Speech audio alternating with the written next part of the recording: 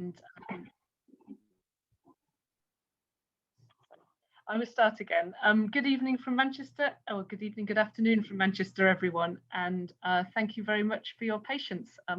Even though we're not traveling all over the world, sometimes virtual travel can be as disrupted as real travel. So my name is Sarah Manda, and on behalf of the Tyndall Centre for Climate Change Research, I'm delighted to welcome you to the third in our seminar series, Climate Change, Inequality and X. And today, X equals energy. So access to clean and affordable energy is crucial to support economic development, while with the potential to alleviate poverty, improve access to healthcare, improve well-being, and fight climate change at the same time. Whilst global access to energy is increasing, still nearly 800 million people across the world are without access to electricity, and there's unacceptable inequalities within and between nations. In sub-Saharan Africa, there's been notable progress in improving energy access in urban areas. However, nearly 600 million people lack access to electricity and 900 million to clean cooking fuels. And so it's our collective passion for working together and learning how we can achieve universal access to clean, reliable and affordable energy that brings us here today. So our seminar today is an inclusive space for learning and interaction, and we're going to be prompted by presentations from 3 excellent speakers. So in the spirit of this interaction, I invite you to start off by using the chat to introduce yourselves to your colleagues at today's seminar. There is a change to our programme today, as unfortunately Professor Jumbe cannot be with us today for personal reasons, and I'm sure you join me in sending him and his family our best wishes. And so I'm someone, I started my PhD at the Tyndall Centre 21 years ago. And so it's a happy moment for me that today 2 of our speakers are Tyndall PhD researchers, as we're going to start off with presentations from Velma Makuru and Chris Walsh.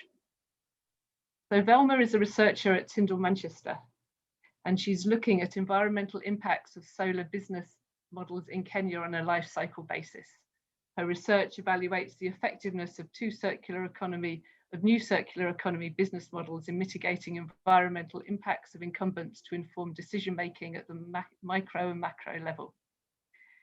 Christopher Walsh is a PhD researcher also based at Tyndall Manchester, and he's interested in using energy as a catalyst for sustainable development. His work has been based in Malawi, engaging with a wide range of stakeholders to better understand the bioenergy sector and contributing to improving the quality of energy-related development. Following presentations from Velma and Chris, we're going to have 20 minutes or so for discussion. And then I'm very excited to say that we're going to then be hearing from Mr. Pierre Telep.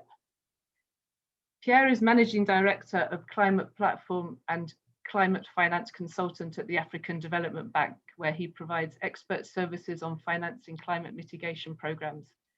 Previously, he served as Senior Renewable Energy Specialist and Global Coordinator of the Climate Investment Platform at the Green Climate Fund. While at the Green Climate Fund, Pierre structured renewable energy deals worth billions of dollars and coordinated the funding cycle of renewable energy transactions for climate finance on 3 continents, including on green mini-grids, geothermal, utility scale storage. And so I'm sure you'll agree that we've got some excellent speakers today. So without further ado, I am going to hand over to Velma to start these afternoon's discussions.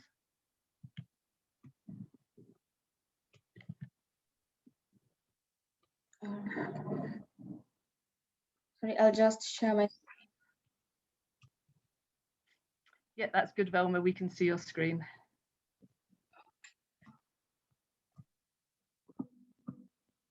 Sorry, I'm just.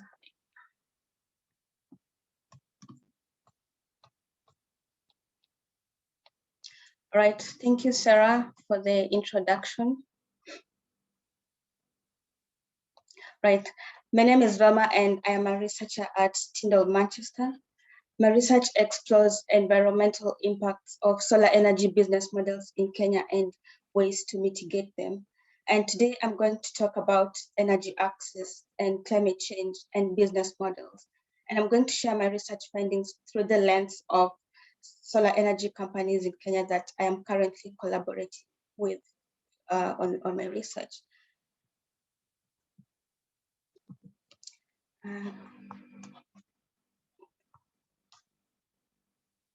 Sorry, I'm having a bit of technical, yeah.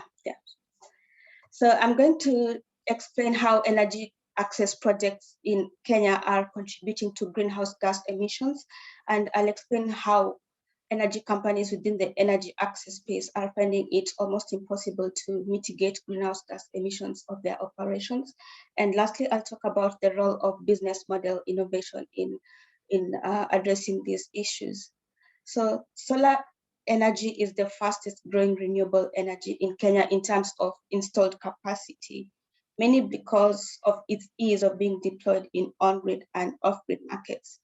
The utility scale market is larger than the off-grid market, standing at 121 megawatts, and projection shows that it will be 521 megawatts in 2025.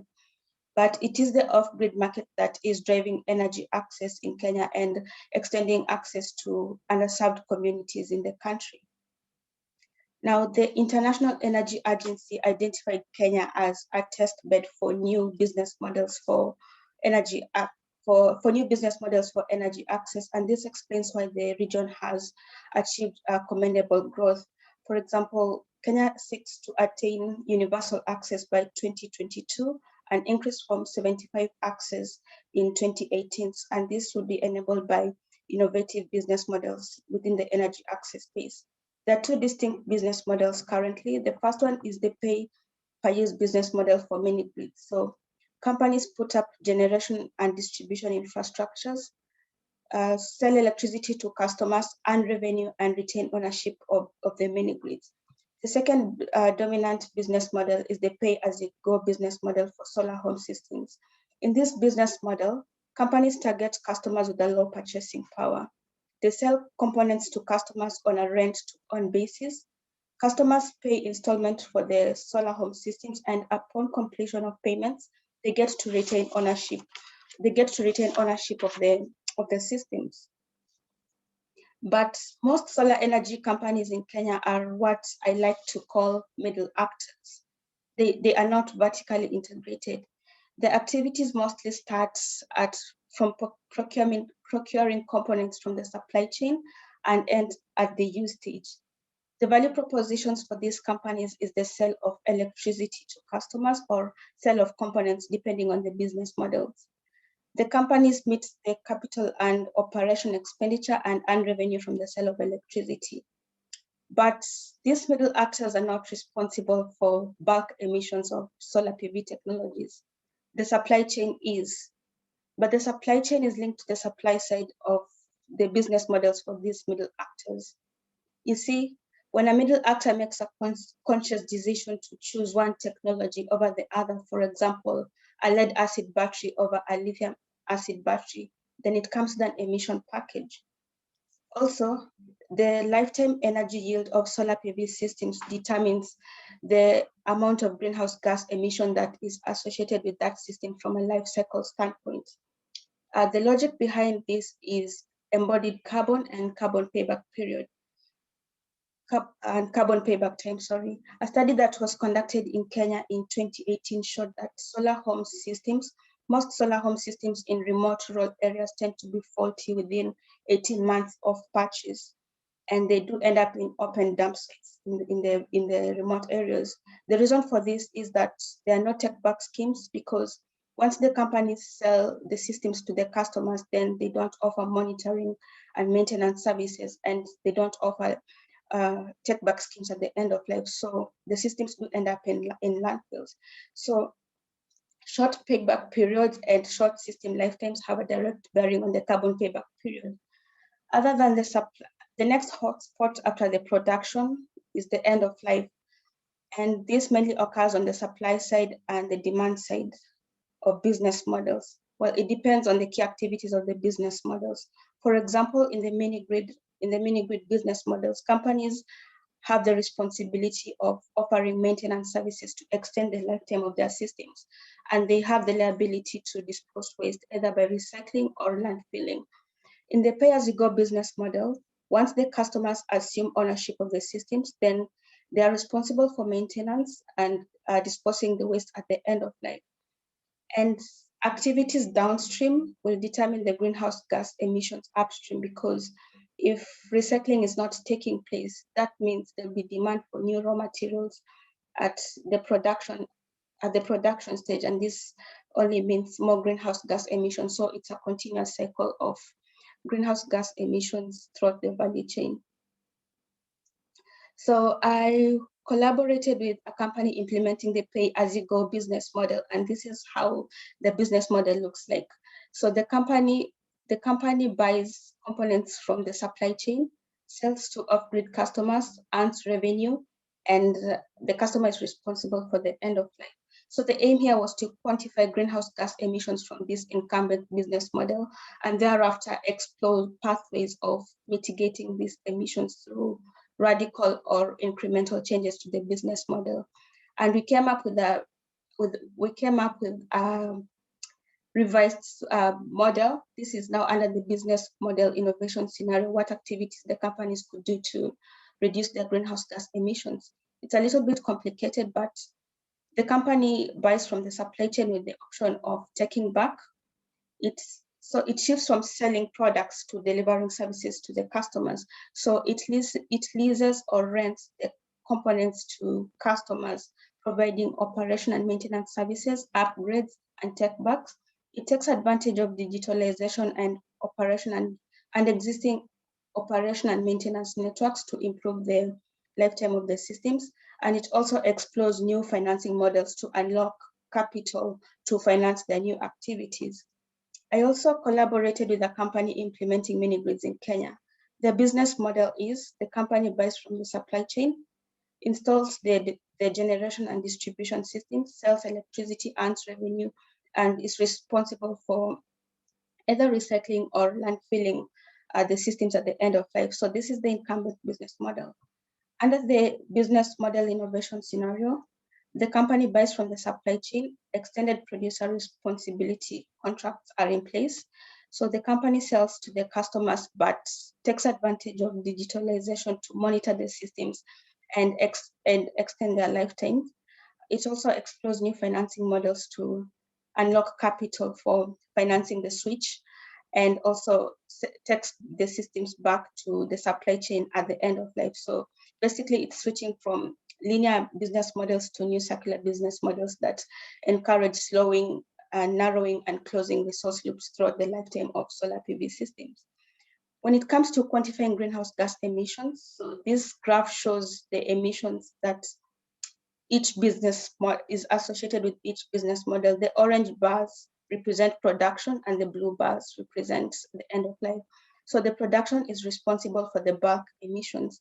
The first two bars are for the mini-grid business model. So we can see in the incumbent business model, the greenhouse gas emission is 122.9 grams per CO2 equivalent per kilowatt hour, and it reduces to 54.1 grams CO2 equivalent per kilowatt hour. So that's around 50% reduction in greenhouse gas emission just for switching business models. And in the pay-as-you-go scenario, greenhouse gas emissions reduced from 73.4 to 65.3 grams CO2 equivalent per kilowatt hour, which is around a 10% decrease in the emissions. And for business model innovations to work and companies to achieve the benefits that we just talked about, the first thing that they were concerned about are access to finance, because the main concern was that the current business models give modest returns on investments, and also the payback period is quite long, which disincentivizes companies from taking on new business models. So for them to transition, access to finance is important.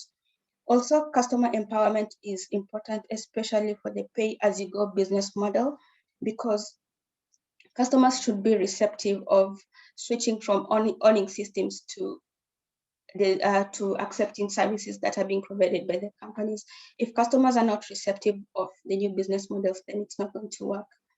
Another thing is disjointed efforts along the value chain is not going to it's not going to amount to much, Companies cannot work alone. They need collaboration along the value chain from production to the end of life for meaningful impact to be achieved. And lastly, enabling policies and an enabling policy and regulatory environment is prerequisite for a conducive environment for business model innovation to take place within the country. So yeah, that was my findings from the companies that I collaborated with in Kenya. And I'll be happy to answer any questions that you have. Thank you very much, Velma. Yeah, no, that was fascinating. I really enjoyed that. Before we take questions, perhaps, sorry, I would like to hand over to Chris, and we'll have our 2 presentations and then 20 minutes discussion where we will kind of reflect on both the presentations together. So, Chris, over to you. Brilliant, thank you. So I'm just going to do a quick reflection on one particular area of my research that was partially inspired, at least, by Professor Jumbe. So my research as a whole, it was based in Malawi and was on bioenergy and the possibilities of using bioenergy and different methods of bioenergy for sustainable development. So Malawi is a country in which approximately 84% of people still live in rural neighborhoods and use subsistence farming as their main form of income and eating. So within that, there is often a demand for a kind of informal market. And one of those markets that has sprung up around eating and food is the charcoal market. So in Malawi, the creation of charcoal outside of a few areas which are tightly controlled is illegal. Despite that, it is an incredibly widely used resource, mainly in cities and more middle-class households, but also in rural neighborhoods due to its long burn life. Price-wise, charcoal is not hugely expensive. One of these large sacks that you could see in the background there would set you back, when I was in Malawi, about 10,000 kwacha, which is about £10. Whereas the equivalent amount of wood would be more expensive. It is incredibly available. There are bags of charcoal being sold down every major road in Malawi and also in every major city and town. It is sold from both individual sellers, and we'll talk a little bit more about that later, and also sold from large wholesalers who exist in a kind of informal way, because as I previously mentioned, their whole business is technically illegal. It's an incredibly difficult industry to enforce the legality, however, of the buying and selling of charcoal, partially due to corruption elements, but also partially due to the sheer mass of usage that is happening. In Malawi, 97% of people use some form of biomass for cooking. LPG and electricity for cooking are still very rare. And while that transition is slowly beginning, it is an incredibly slow transition. And so what this part of my work was doing was talking with the charcoal sellers and also with regular people in the background about ways that we can make this industry more sustainable, which may sound like a slight dichotomy, because obviously you're still burning things, but if we can burn them more efficiently, we can make a significant saving in terms of carbon and also in terms of other health benefits, including particulate emissions. So this is what's happened in Malawi over the past, so this is the past 30 years really. Malawi has undergone a process of extreme deforestation. Since 2010, the areas have very, very slightly improved. However, in the south area, which you can see, I don't know if you can see my cursor, but this area, which is around the city of Blantyre, which is the kind of second city of Malawi, there is a real issue with soil erosion, with susceptibility to storms. I don't know if any of you remember Cyclone Idai, which took place a couple of years ago and involved huge devastation in that area, which previously could have been not avoided, but the damage would have been more limited by the amount of tree cover that had been there. And while a lot of this land has been made into cropland now, an awful lot of the motivation for that deforestation was the creation of charcoal, which, as I'm sure you know, is extremely energy intensive. So for my project, one of the things I did when I had a bit of time, Professor Jumbe, in fact, advised me to go down into the charcoal markets and see if I could talk to people. And so I did. I ended up going to about 4 charcoal markets, all surrounding the capital city of Lilongwe, and talking to about 30 different charcoal sellers and business people involved in that industry. So the first thing I want to show you is kind of the geographical spread of charcoal within Malawi. So I've marked here 5 of the 5 locations that I routinely heard people telling me that they had collected their charcoal from. Every single one of these is a national protected forest, which kind of just emphasizes the point that enforcement is almost impossible. The other places that I heard people coming from, which is a more dangerous proposition, is within Mozambique. The border between Malawi and Mozambique at Dedza, which is just south of the capital, Lilongwe, is a very informal border, I think is perhaps the way to say it. Indeed, in roads in Dedza, where on the Mozambique side, where charcoal isn't illegal, there are many, many sellers, whereas on the Malawi side, where it is, you don't see it. It's a really odd kind of 10-meter gap to go across to a different city, just crossing a road. But one of the consequences of this going into Mozambique is significantly more dangerous, both in terms of wildlife and in terms of violence than Malawi. And this has resulted in a number of people who had gone to Mozambique reporting injury to me, and also stories of people who haven't made it back. For these people as well, you add in the police brutality. While enforcement is difficult and is not done to any real extent, there is often a system of bribery that police will demand, with the result of not giving them money or giving them charcoal would be to have your bike destroyed and often a beating or being jailed.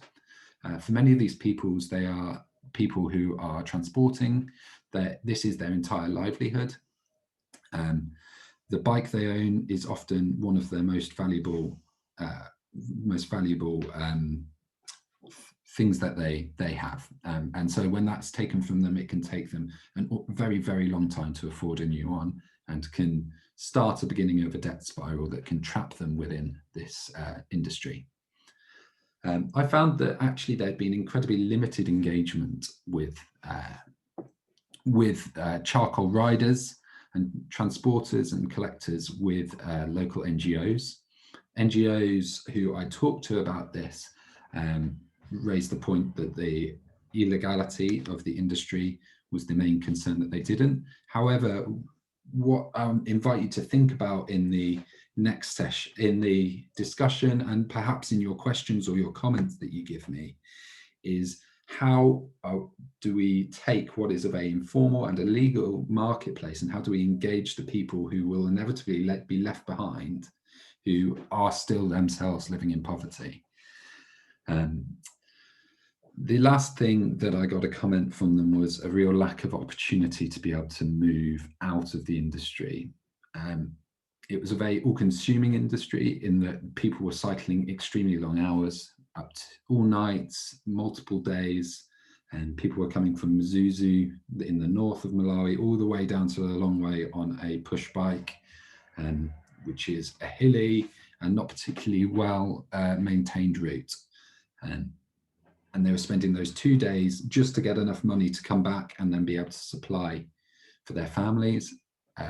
Many of these people had gotten into the industry at a younger age, and as a result of investing their time and their money in bikes and transporting equipment, had not been able to invest that money in food, in terms of seeds and in terms of fertilizer. So I just, as I say, invite you to have a think about what it means in terms of climate justice, to be moving away from this industry, and how we can do that in a way that isn't leaving people behind. Thank you for listening.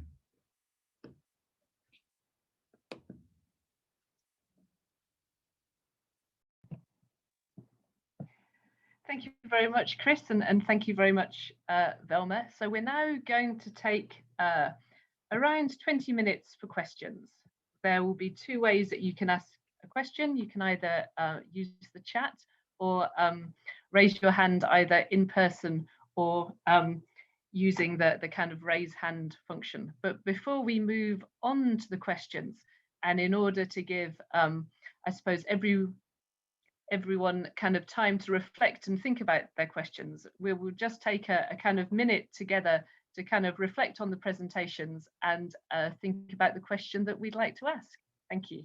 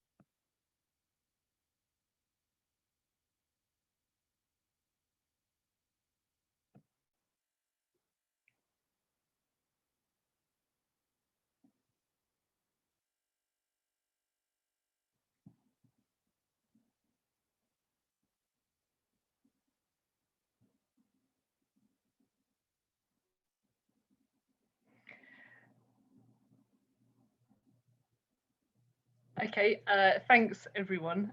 Sometimes a minute can be both a very short period of time and a very long period of time. So yeah, I'd very much like to invite reflections and questions for each other and for our 2 speakers, Velma and Chris.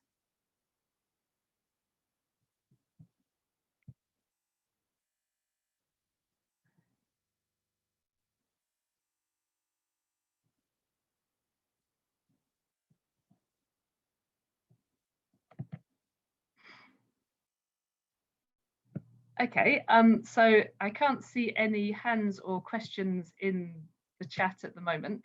No, okay, so we've got our first question in the chat, which is from Ed. Ed, would you like me to ask the question, or would you like to switch your camera on and unmute to kind of speak yourself?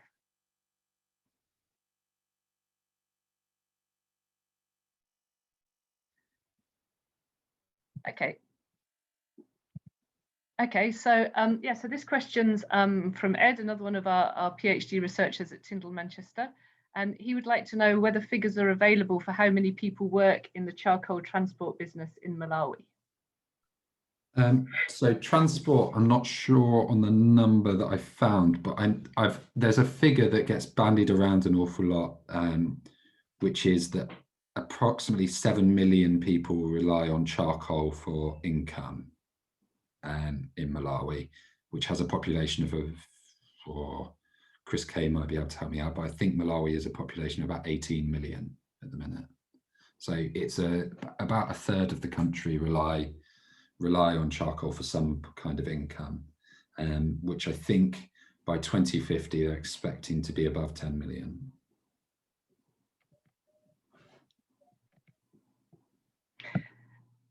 That's great, thanks Chris. I've got a question from Alex. Hi everyone. Chris, Velma, excellent presentations, congratulations. One question for Chris. What will be the alternatives to charcoal? Is to regulate it, to look for other sources of energy? What are the potential solutions to change this?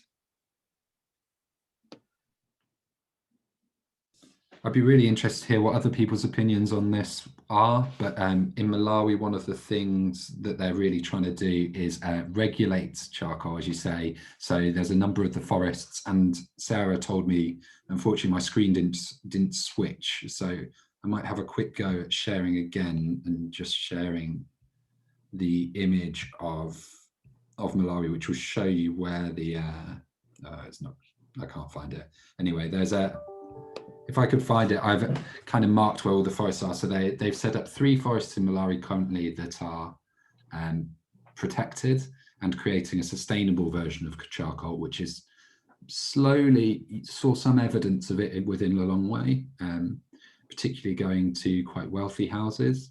But I think simply price-wise, it's currently so much more expensive than charcoal. It's kind of prohibitive to a lot of the users.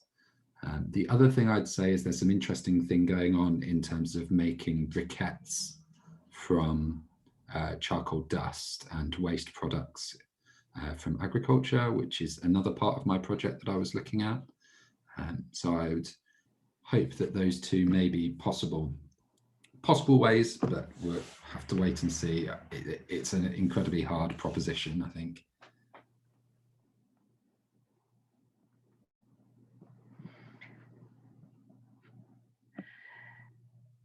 Thanks, Chris.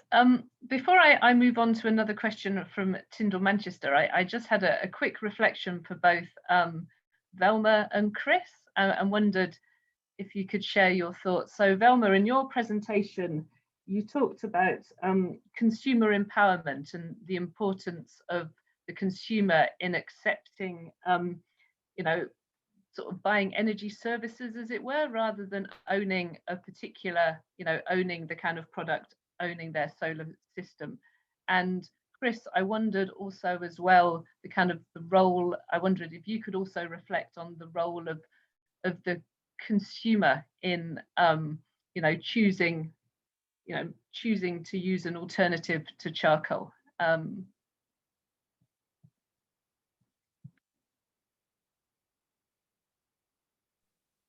Well, for consumer empowerment, well, the success for circular economy business models lies on bringing consumers at the center of business model innovation, because they have to accept to shift from, if they're used to owning products and you want to take them away and deliver services, they have to accept. So the innovation the consumers should be at the center of business model innovation for circular economy business models. And this means reliable communication between the companies and the consumers. If the company leases or rents solar home systems to customers in remote rural areas, there should be constant monitoring and communication as regards to the volume of waste that is entering the waste pool at the end of life, the reliable take-back services at the end of life, things like that. Because if you want to implement a circular loop, the supply chain will need reliable information from the customer from the customer who is in charge of owning the systems at that point. So I think consumers should be at the forefront should be at the center of business model innovation, and they should understand their roles when it comes to owning the systems and for how long and when to give them back, and constant monitoring and communication throughout. Yeah, I mean, I completely agree with Velma, which is a nice, easy thing to be able to say. So from my experience in Malawi, an awful lot of the education that has been going on has been based around awareness of climate and awareness of what deforestation means. So I think that, as you say, Velma, it's got to be central, because it's got to get to the point where people are choosing an alternative, and perhaps that's done through price. And the reality is, through international aid, perhaps a subsidy on sustainable charcoal might be a way that it could go. I've had discussions with some people in GIZ about that in Malawi. So potentially that's one of the ways that it might happen, I think. Thanks very much. So I will, I've got a couple of questions in the chat, one from Chris Kinnelly and one from Nicholas. So I don't know which one would, Nicholas, would you like to go first?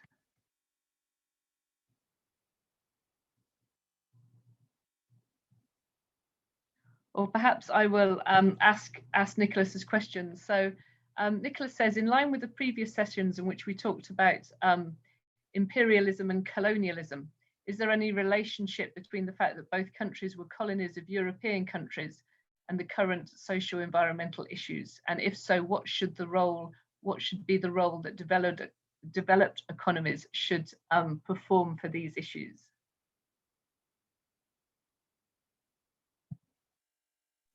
I mean, I would first say it's not my area massively, but I would say absolutely. I think that there is. I think some of these issues are from a standpoint. So in the south of Malawi is where an awful lot of tea and tobacco, which are Malawi's kind of two major exports, come from, and those are both owned by private corporations, still run by colonial legacies. Maybe that's the right way to say it. So I would absolutely suggest that that has cut out a lot of people from being engaged in the agricultural industry in Malawi. Yes, and I think therefore there is absolutely a role for developed countries in terms of aid, as I mentioned, potentially in terms of subsidizing greener versions, or in terms of a rollout of a cleaner kind of cooking stove. I think that's an absolute place that developed countries should be involved. And for my case, I would say, well, there is no direct relation, but I may reflect back.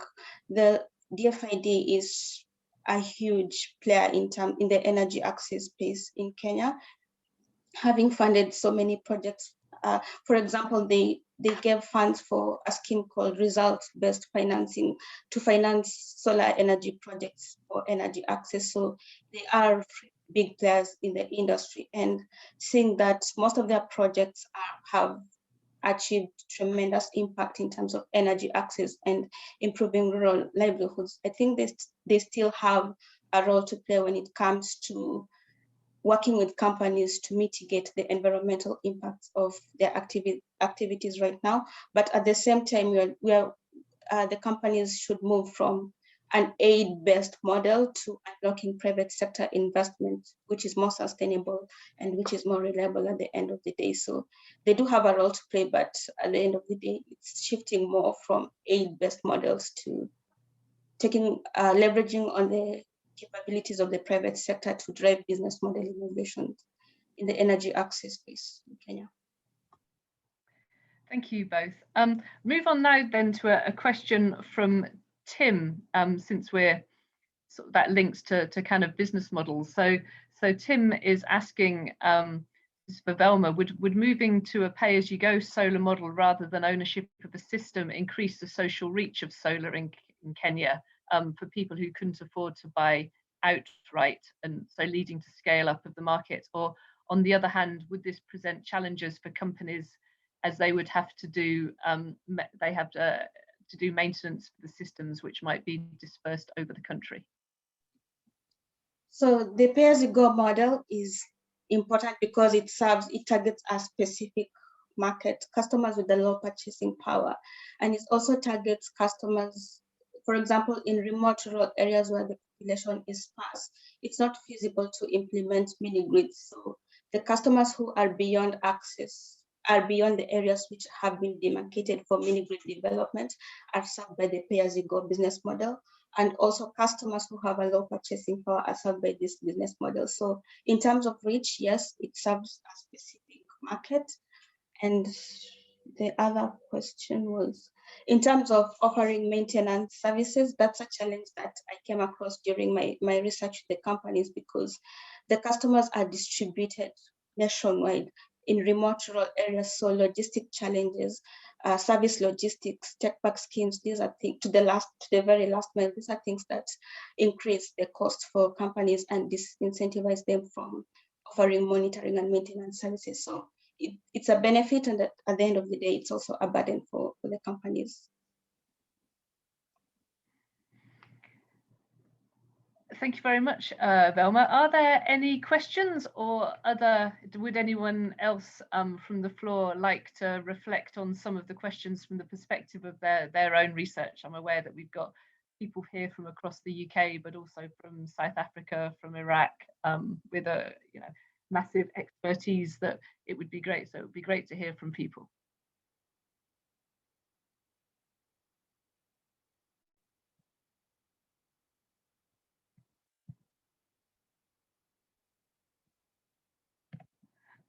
Okay, well, perhaps in that case, we will move on to hear from our next speaker, Pierre Telep. So Pierre, would you like to, I shall hand over to you to take the floor.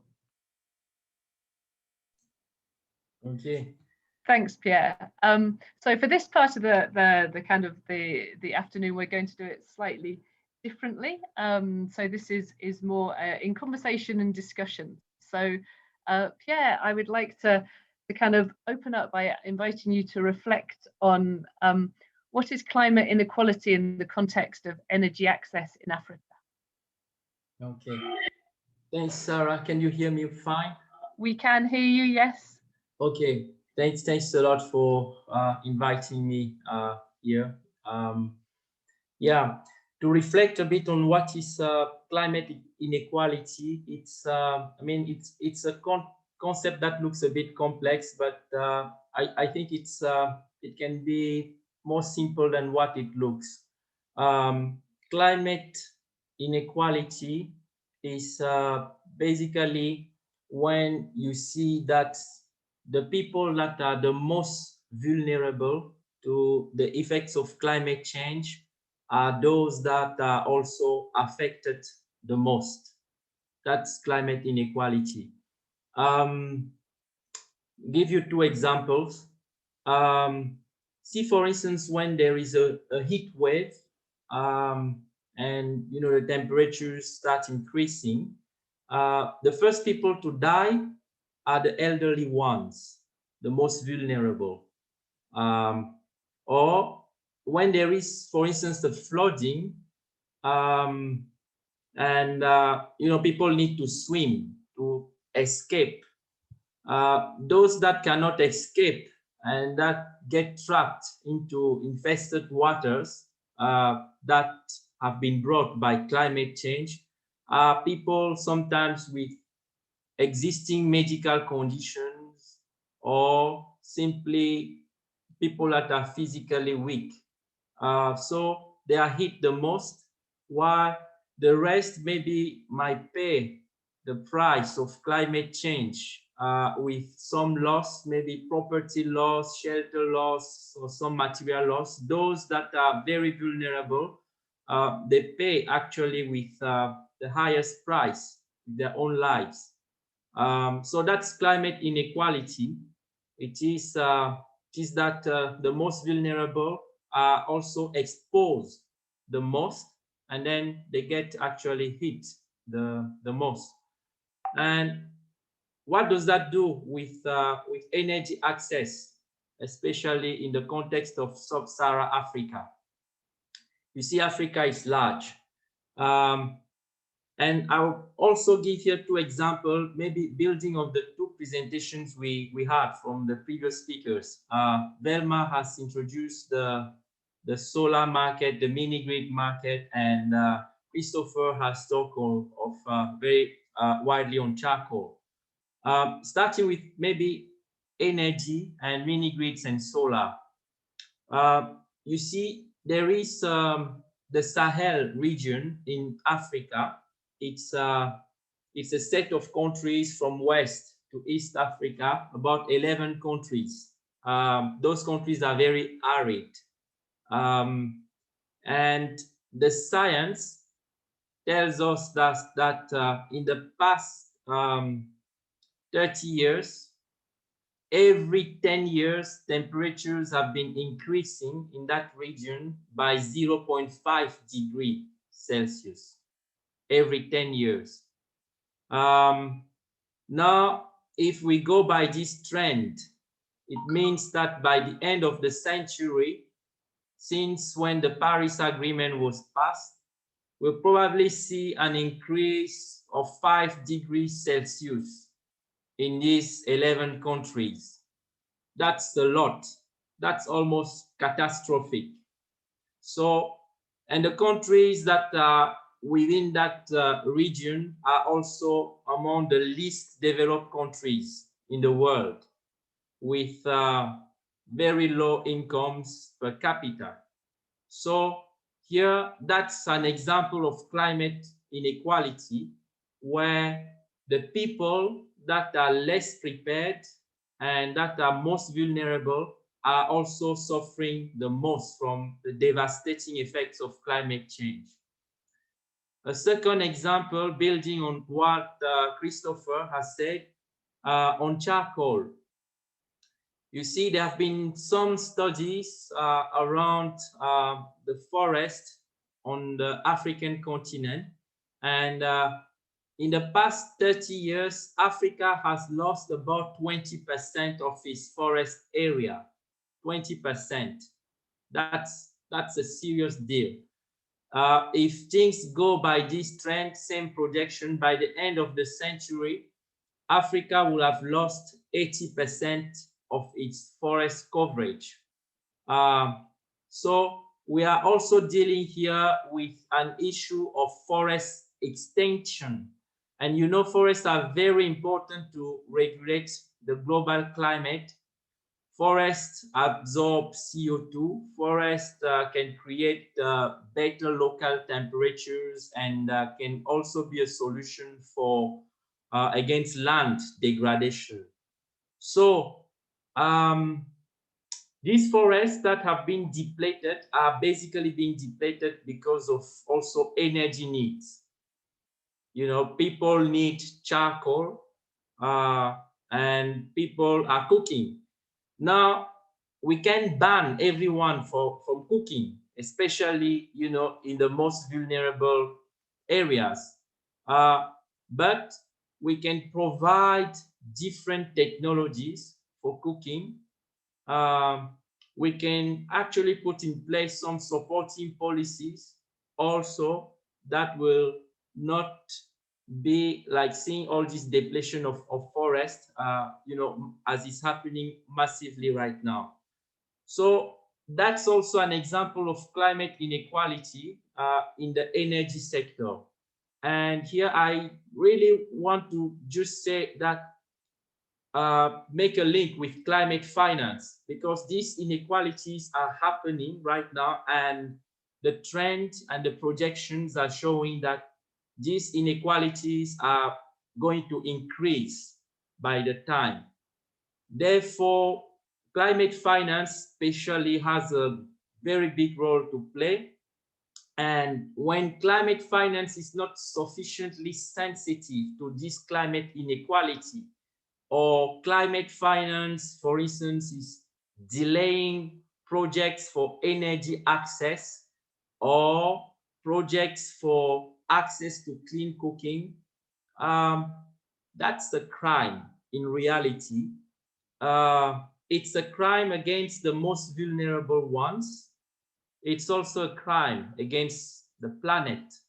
So I think that the time is due for us to start thinking, as we are discussing of climate justice and climate inequality, to start thinking also maybe of an international climate court, you know, that can settle also these matters, because crimes call for justice. So that's really what we are talking about when we are, you know, naming these inequalities.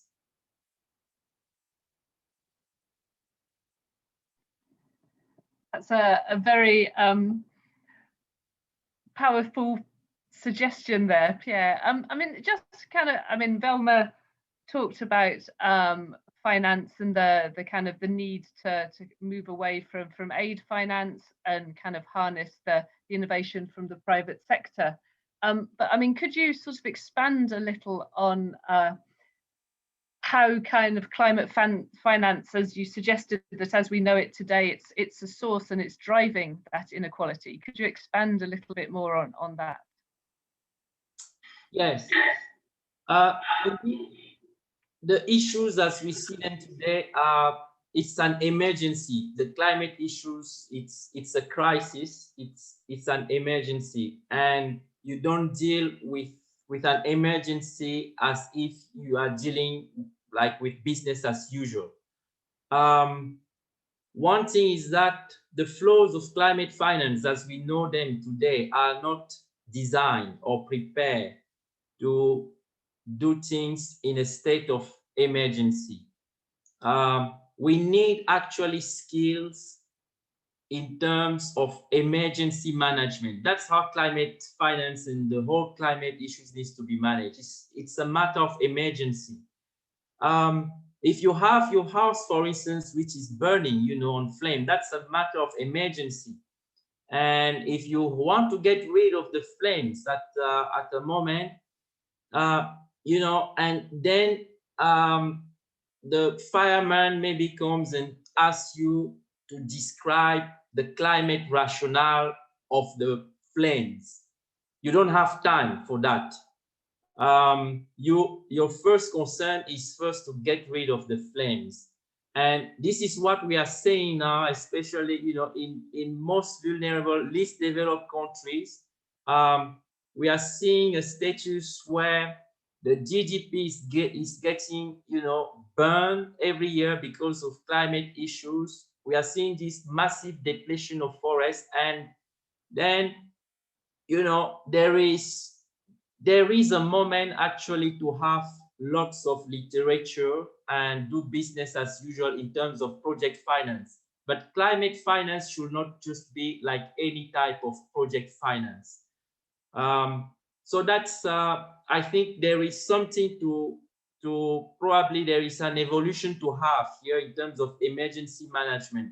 I also think that today, the boundaries of climate finance, the way we know them, can evolve a bit.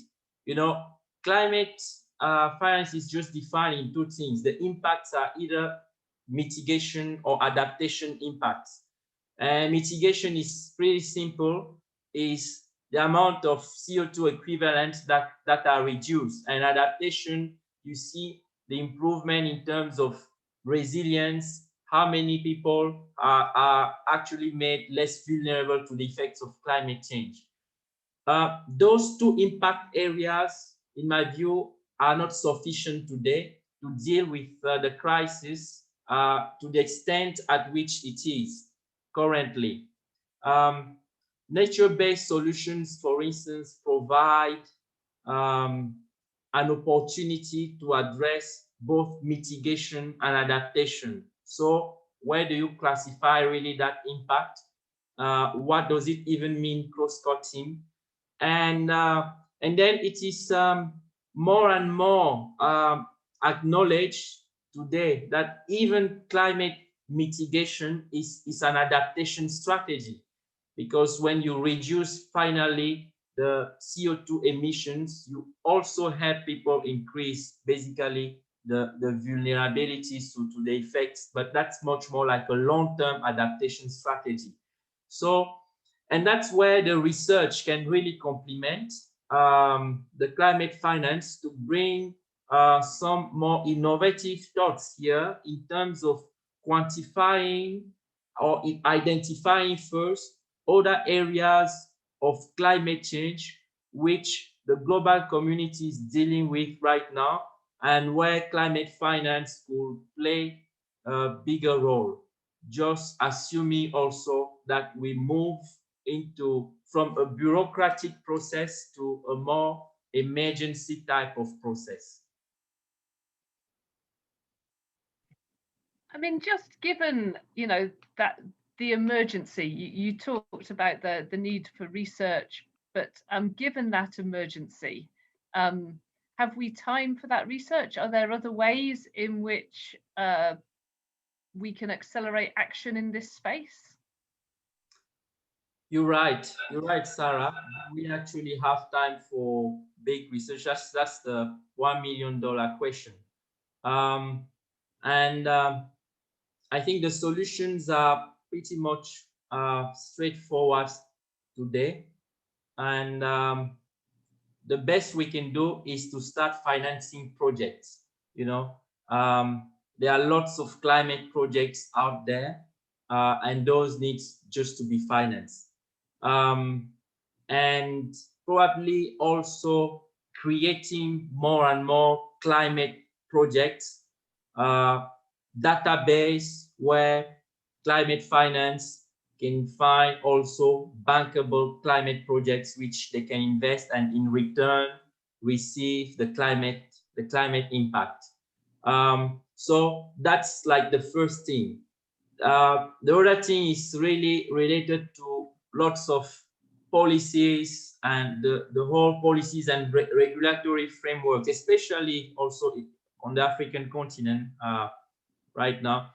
You see, like building on the two examples that we had from the previous speakers, solar systems, mini grids for rural electrification, they can play actually a big role into electrifying the 600 million people that are still unelectrified today in Africa. And so the solution is there, but there is a need to actually have very conducive, free, easy, nimble regulatory frameworks where finance, either commercial finance or climate finance, can quickly provide funding and proceeds to projects.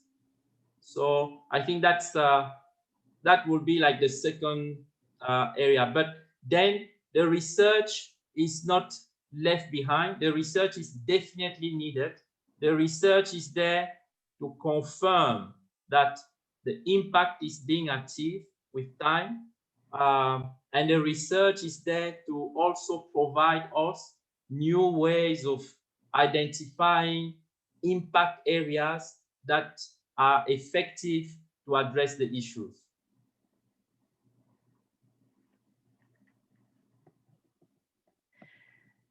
Thank you. So, I mean, just one final question for you before I open it up to everyone to discuss.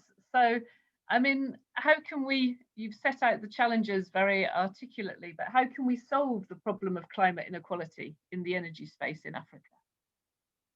Yeah, there's 600 million people that are there. That's the climate inequality. So, as I said, we need to finance projects. You see, for instance, I'll just give you an example. Right now, I've been called to act on a board on a mini grid developer company. And I'm considering that seriously to encourage entrepreneurship. This is a company that has received a grant of $1 million from the US government to develop 700 mini grids in one country in Africa. And that $1 million by the US government to that developer was quite, I think, important to just give them first the visibility, but also as a seed capital to help them basically start raising their ambition. And I think solving the problem is with this kind of initiative where climate finance, instead of being centralized, needs to find different streams.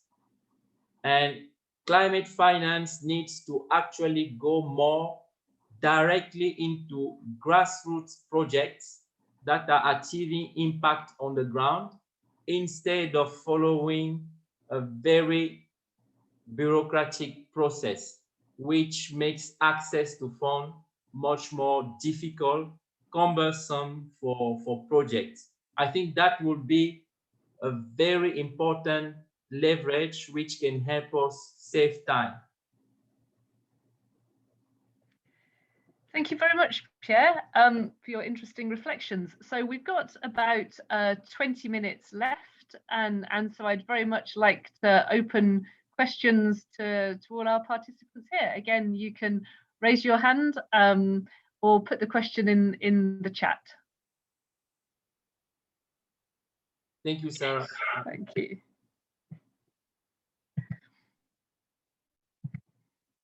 I mean, Velma, would you like to? Yes, I'd like to ask a question about finance. Are there any new financing solutions that existing companies can take advantage of to mitigate environmental impacts of their current projects?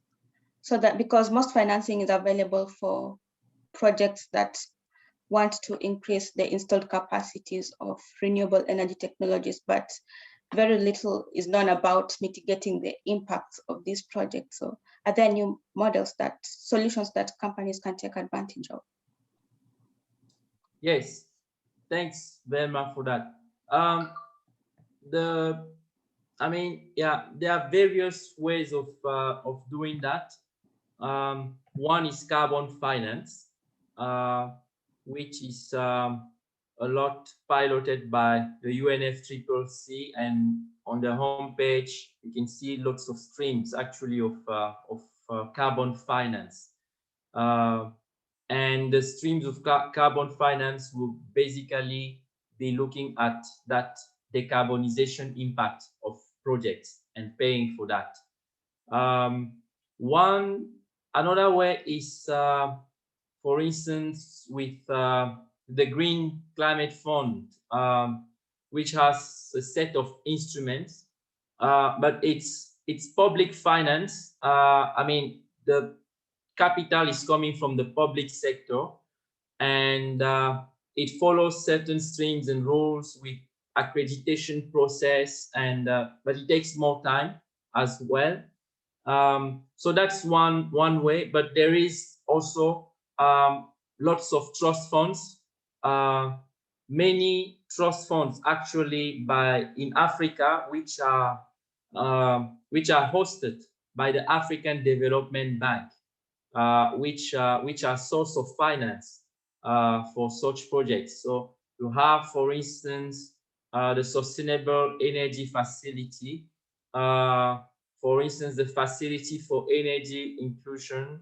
Yeah, there are many. So these are specific vehicles that have received contributions from donor countries, and that are there and can provide funding to projects and looking specifically at that impact which you're seeking. Here, I, however, have to say that usually to finance, the projects, it's best advisable to get the sort of blending of resources.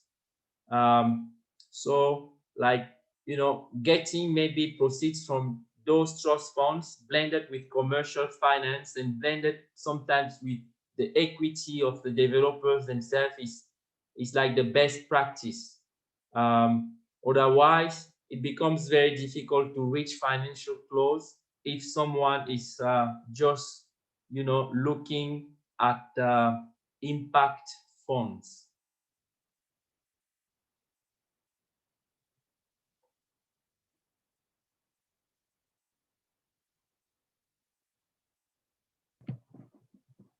Thank you, Pierre. In the chat, we've had a contribution from Ruth. I've had several very useful contributions from Ruth, and I wondered if perhaps I could invite Ruth to speak more on the kind of the capacity gap that she mentions in terms of development of bankable project proposals.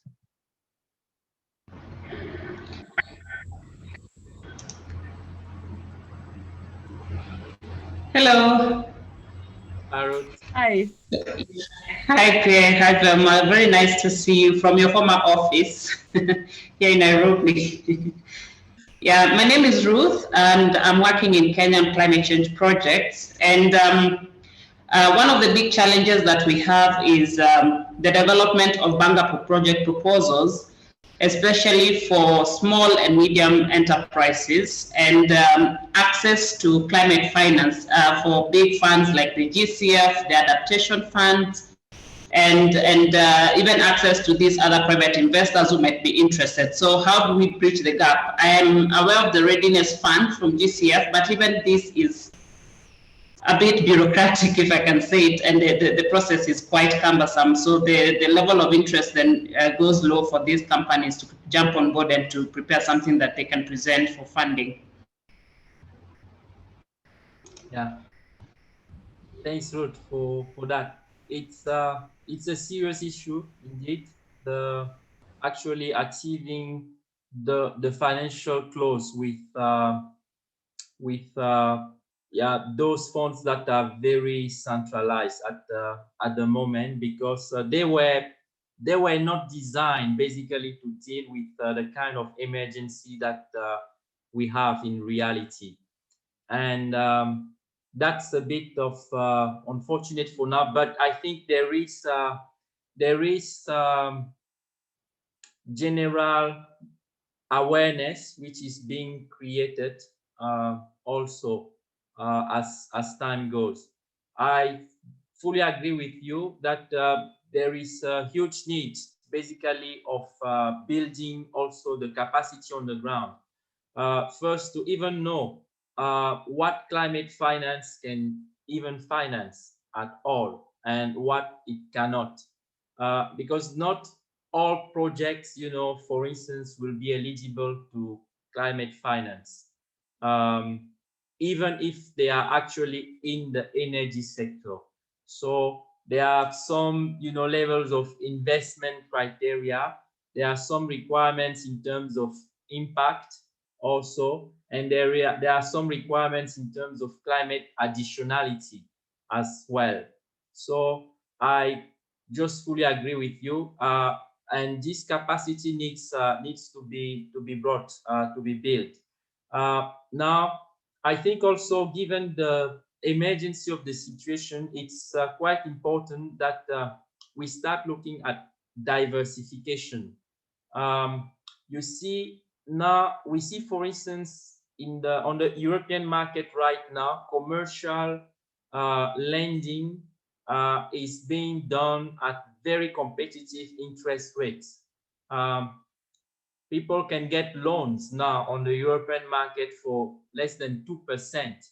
At least in Germany, sometimes less than 1%. So you see, that's very competitive, even compared to what climate finance can offer today. So there is a need, probably, or an opportunity, I think. There is an opportunity to create some innovative products that can bridge between these market realities that we have now in Europe, which are positive market realities, and use that, to finance for getting impact. And of course, then what climate finance could do the best would be more de-risking, and then we can see much more of commercial finance actually going into projects that achieve impact as well.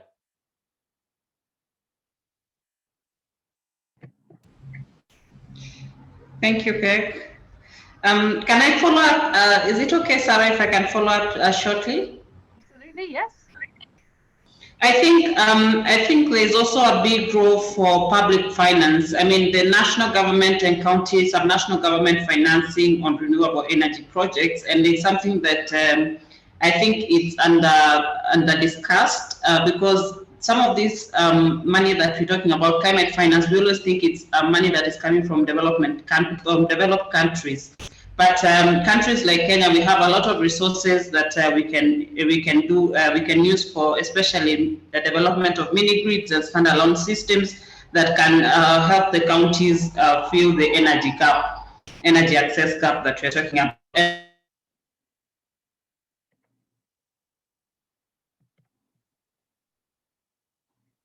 And the key word then is the mainstreaming, and to ensure that they are well budgeted for, and that there's prioritization of the mitigation and adaptation projects in budgeting. I think this is also an additional source that is always not really discussed. We're always talking about developed countries supporting developing countries, and there is that, but there's also the opportunity that developing countries can do this to some extent from their own budgets.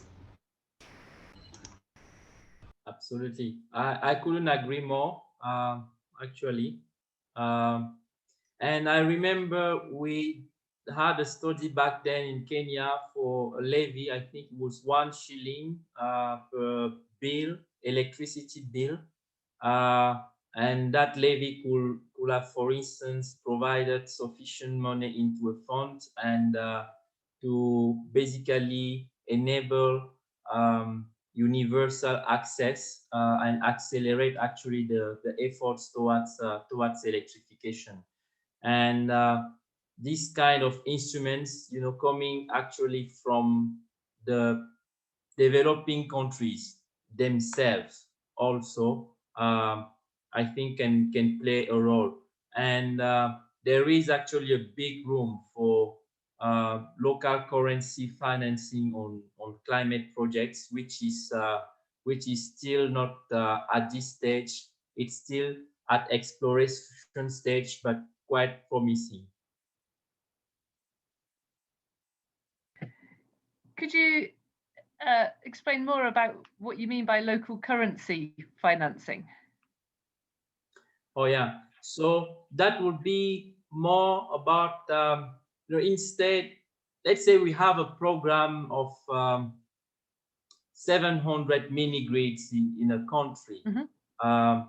So instead of just going on the international markets and borrowing money from donors or from the climate finance in hard currency, one can finance also those projects with local currency. For several reasons, is that this type of energy projects, for instance, when they start serving the needs of the communities on a commercial basis, the communities will pay in local currency. So when you have a project developer who borrows money in hard currency, but then collects the revenue in a different currency, then there is an exchange rate risk that happens over time. They may not be able to repay actually the loan in hard currency if the fluctuations actually goes against them too much. And then you have also issues of foreign exchange volatilities that are coming at play. So it makes more sense because revenues are collected, at least for commercial projects, in the local currencies to finance the projects also with those currencies.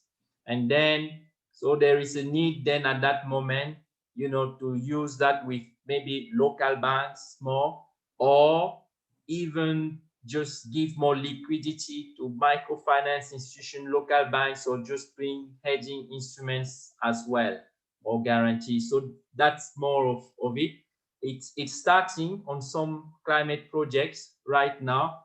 It's quite promising, but that's also, you know, what Ruth was really saying, to really see what local governments even themselves, you know, can even set funds using the currencies of the countries to deliver, for instance, guarantee instruments that might give comforts to investors when they are coming, you know, or even sometimes of even small grants initially just to encourage investors or attract investment. So this is an area which yeah, as you said, needs to be explored some more, and that can actually play a role. Thank you. got to invite my Tyndall Manchester colleague Tim to sort of ask some questions and share some insights from some of the work we've done in the UK on the community energy sector, which resonates with some of the issues that have just been discussed.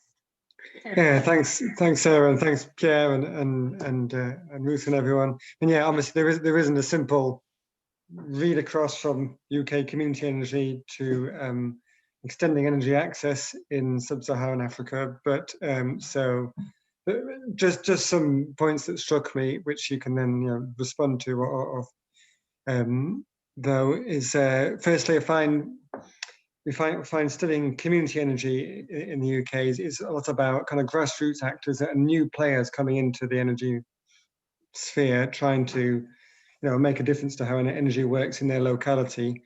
And yeah, the bureaucracy can be a big struggle for them, but also just managing, some of that bureaucracy can be reduced, but some of it is just about managing, in maybe a new commercial sector that aren't used to managing technology risks and things like that. So there's a role for, certainly we've seen in the UK, a role for public sector support to kind of capacity and advice, and that's where that's been present in parts of, like in Scotland or in Southwest England.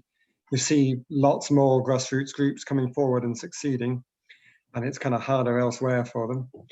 And I was also wondering, thinking about the kind of the climate emergency and the pressure to get stuff done and the pressure to spend international development funds kind of quickly and get things moving. Does it help or make it harder to get money to more grassroots projects and to smaller and newer actors? Because I just wonder, but I don't know. But I wonder whether if there's a pressure to get money out the door quickly, does that mean that the usual suspects who are already out the door kind of get lots of it, and it doesn't maybe get to the full range of people that could do something good with it? Yeah, Tim, you're really right on the point there on that, and that's a question I also ask myself. In reality, we have this state of emergency, and then projects, needs to achieve impact on the ground, but then the political response is, is basically just to kind of increase the bureaucracy for accessing the money, and this is done through huge announcements, which at the moment they are made, they look good. But then at the end, when you see the time that it takes for projects to get to financial close, it's unbelievable, and if today projects are, in average are taking 3-4 years to get renewable energy projects in Africa, in average 3-4 years to get to financial close. And then you can also imagine the time now to implement them. If things continue, like that, we are going just to run out of time. And that would be quite unfortunate. So what you are pointing, is quite important. There is indeed that need to actually not only accelerate the number of announcements, but accelerate the actual funding that goes into real projects that are achieving impact. And that's where, probably I hope that the discussions also towards at COP26 probably will go a bit into that direction of diversifying the streams of climate finance in order to just take more responsible action towards the emergency that we have at the door, and just make sure that the projects, the grassroots projects, also are being funded easily. You know, it's just now like, you know, you create a fund that create a fund that create another bank, and then a bank actually creates another bank. And, you know, all of that, of course, high profile consultants, maybe like myself, are making a good living out of it, but that's not how, you know, the climate crisis really it's going to be solved. So yeah, it's we need more effective action indeed, and I couldn't agree more. I just want to perhaps bring in my Tyndall colleague Charlie Wilson just to ask a last question that kind of builds on what you've just said about the kind of the need for new kind of new actors, new innovators, and kind of, yeah. Charlie, over to you. Thanks, Sarah, and thank you to the speakers. Super interesting. Yeah, it's kind of related, I think, to what you were suggesting there, Pierre, which was skepticism I heard last week from Richard Munang, who works for UNEP in Nairobi, who I think was, I don't want to put words in his mouth, but he was quite skeptical about the role of sort of global climate finance, more sort of top-down policy and regulatory approaches to stimulating climate action because of the massive gulf between that sort of layer of institutions and governance and the reality on the ground with, you know, informal economy, very young demographics. And he argued really passionately for the role of youth, people coming out of schools, people at universities in training, just kind of seeking opportunities to innovate in the clean energy space and not being dependent on, for example, you know, global climate finance. So I was just wondering if you saw good evidence that that was happening and going on, and you see grounds for optimism in that. Yeah, thanks, Charlie. I think youth are actually a very strong leverage for change. And the reality is that the young generation of today is the one which is going probably to live, you know, the effects of what the climate, the changing climate. So it's something really at the heart. It's something of concern to them. So definitely, as I started also saying, like the UN General Secretary having also a push towards supporting youth actions, I think that was going towards the right direction. And letting the young entrepreneurs, the youth actually, in a broader sense of it, come with innovative projects, and then financing actually those projects will be the right thing to do. And I just shared the same skepticism actually now that you heard last week as well. And I think it's a kind of share skepticism now with everyone which has been observing or being part of what has been happening in this space for a while now. Yeah, so there is youth action, which is quite important. I also feel that there is, in addition to that, an important role for innovation, innovative instrument, innovative solutions that can actually get born even within the research communities, within research centers and universities, and where finance can play a role into piloting them, making a business case of innovative solutions. You know, there are lots of good ideas, but then when you bring those good ideas into the traditional ways of funding, they don't generate the amount of comfort, you know, that is needed by those traditional funding mechanisms. And that's a pity. So unless we try, you know, we'll never know if those innovative solutions actually were the ones that will basically get us, you know, out of the crisis. So I think supporting innovation is also really a big part of it. And yeah, of course, young entrepreneurs are playing a role in that as well.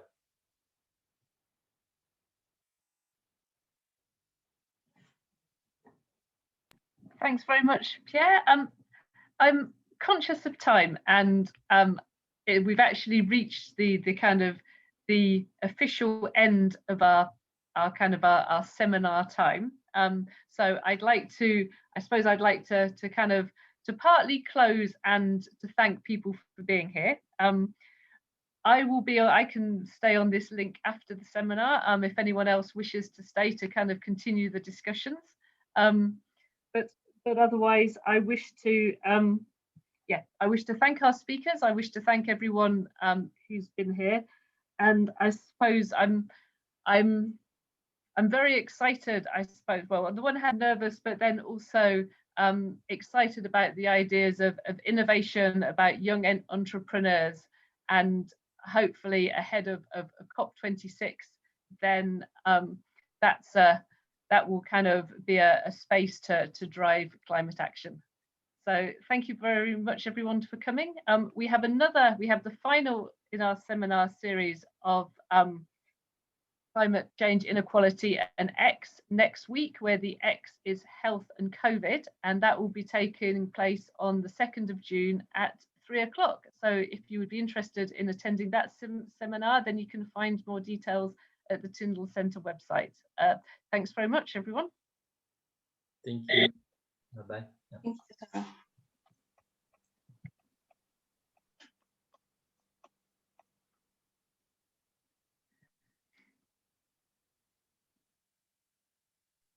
Well done, Sarah.